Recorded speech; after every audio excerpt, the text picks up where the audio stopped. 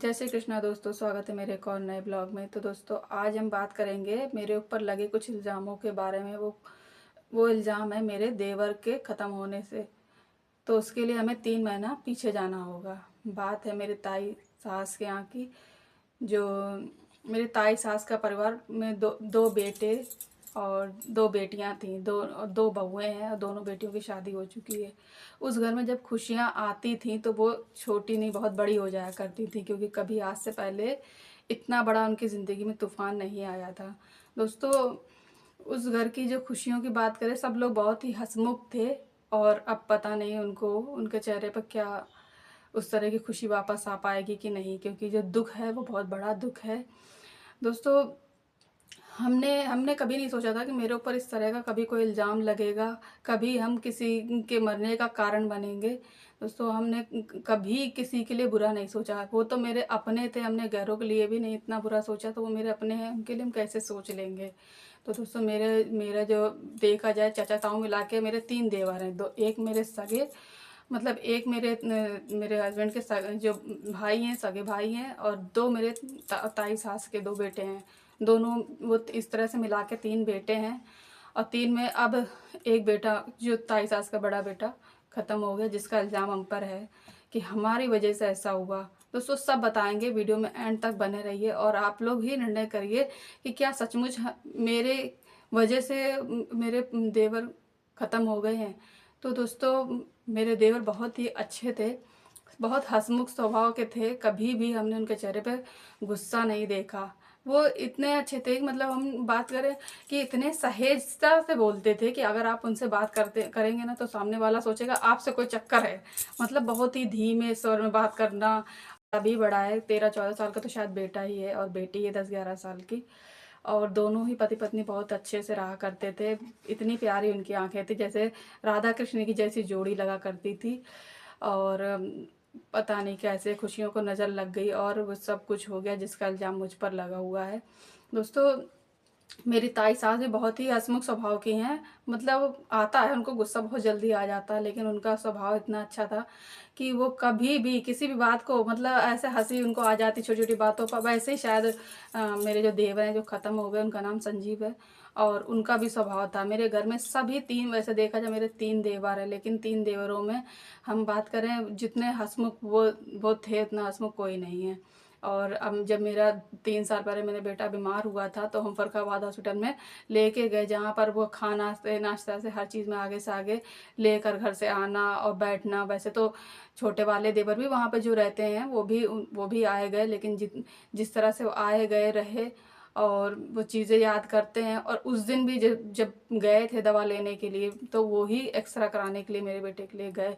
अब वो दोस्तों, इतना सब कुछ हो गया कि हम आपसे क्या बताएं। आज हम उस बातों को याद करते तो हमें अपने आप पे लगता है कि हम इस तरह से गलत कैसे हो गए। दोस्तों, एंड तक बने रहिएगा मेरे वीडियो में, और मेरी मेरी वीडियो में ये जानिए कि क्या सचमुच हम, मेरे कहने से ऐसा हो सकता है। हम तो अपने किए पर बिल्कुल भी, हमें इस बात का वो नहीं है भरोसा कि हम ऐसा कह देंगे और ऐसा सच हो जाएगा, क्योंकि हमने कभी दूसरों के लिए गलत नहीं सोचा। वो तो मेरे अपने थे, ये कैसे गलत हो सकते हैं हम। दोस्तों, बस यही चीज़ हमें अंदर ही अंदर जब तब याद करके अंदर से खाए रहती है कि हम इतने गलत कैसे। और अगर अब इस बात से अगर सब हमसे नाराज़ हैं कि हाँ, उनका भाई चला गया, किसी 2 बहनें हैं उनकी, उनको भी लगता है कि मेरी वजह से उनका भाई चला गया। जिसका भाई चला जाए, उसको इससे बड़ा दुख और क्या हो सकता है। और उसके हम इस बात के लिए नहीं कहते कि हाँ, वो हम पर गलत इल्ज़ाम क्यों लगा रही हैं, क्यों मेरे बारे में गलत सोच रही। पत्नी भी अगर उनके बारे में, मेरे बारे में ये सोच रही है कि हमने ऐसा किया है, तो हम इस पर भी नहीं जाते, क्योंकि जिसका पति चला जाए, उसका संसार चला जाए, उससे बड़ा दुख क्या हो सकता है। माँ बाप की बात करें अगर हम, वो भी अगर हमें गलत समझते, तो हम ये भी नहीं समझते कि हाँ चलो वो क्यों गलत समझ रहे, क्योंकि उनका जो दुख है वो कोई नहीं समझ सकता सिवाय उनके। और ताऊ तो मेरे इतने हंसमुख स्वभाव के थे, वो कभी भी, मतलब ये हमेशा से मोना डार्लिंग ही कहा करते थे। और अब तो वो हमारे पिछले 3 महीने से बात भी नहीं हो पाई है, क्योंकि हमें ऐसा लगने लगा है कि अगर हम उनसे बात करें तो क्या बात करें। ख़त्म होने के बाद भी हम अपनी दौरानी के पास बिल्कुल नहीं बैठे, क्योंकि हमें लग रहा था कि हम उससे क्या बात करें, जिसने ये सोच लिया कि हमने ऐसा किया है। और हम उस बात को वहाँ पर एक्सप्लेन भी नहीं करना चाहते, क्योंकि ये दुख ही इतना बड़ा था कि उस समय हम क्या ही बात कहते, क्या नहीं कहते।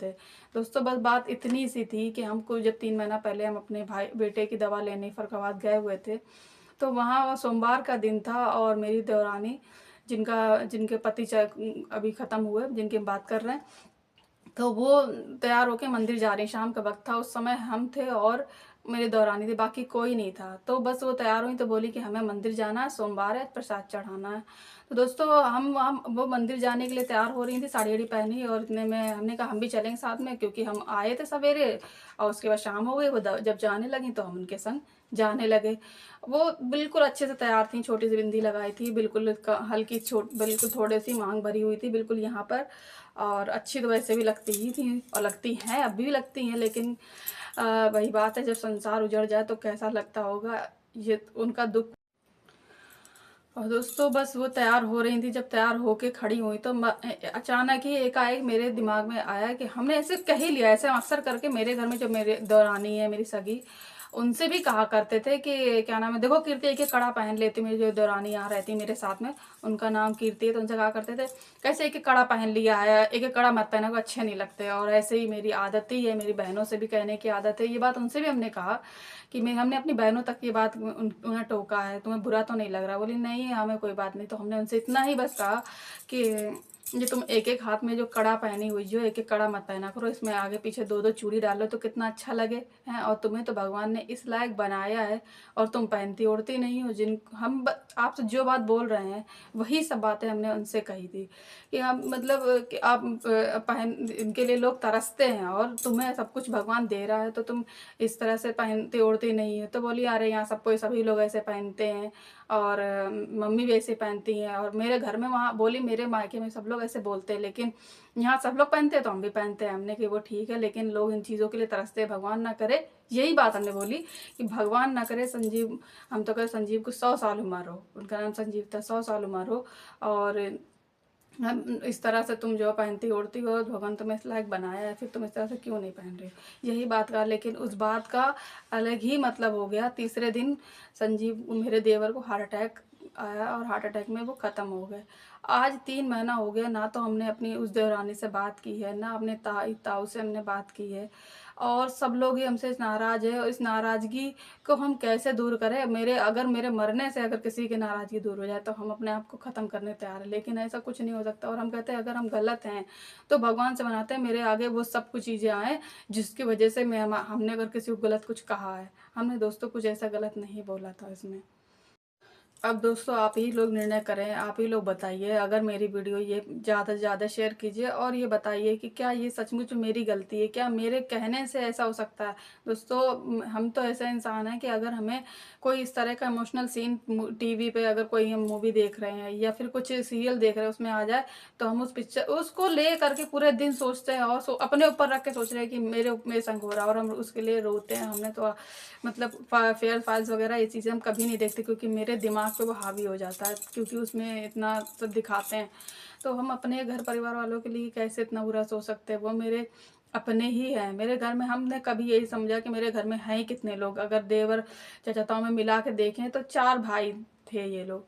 अब उसमें भी हम इस तरह से बातें कैसे कर सकते हैं? दोस्तों मेरे पैरों नीचे कभी कोई कीड़ा या पतंगा भी आ जाए तो उसके लिए भी हमें अफसोस होता है। तो मेरे अपने थे।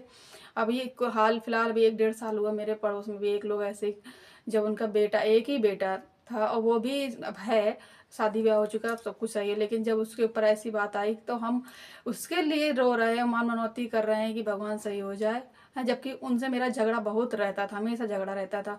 तो हम अपने परिवार वालों के लिए कैसे इतना बुरा सोच सकते हैं? दोस्तों वो मेरे अपने हैं, हम उनके लिए गलत नहीं सोच सकते, लेकिन हम दिल चीर के तो नहीं दिखा सकते कि हमने कुछ भी गलत नहीं कहा है। लेकिन आज हमें इतना डर लग गया है कि हम चाहकर भी अपने ससुराल की रिश्तेदारी में कहीं जाने से पहले 100 बार सोचने लगे हैं कि हम भैया कहीं नहीं जाएंगे, कहीं किसी के घर में कुछ भी होए और आई गई मेरे ऊपर। ऐसा नहीं है कि हमें इस बात पर वो है कि भरोसा कि मेरी वजह से ऐसा हुआ है, क्योंकि हमें पता है हम गलत नहीं है, हमने कुछ गलत बोला ही नहीं, बददुआ तो दिया ही नहीं। कभी भी मेरी देवरानियाँ मेरे पैर छूती थी तो हमेशा से यही कहा करते थे खूब उन्नति करो, खूब आगे बढ़ो।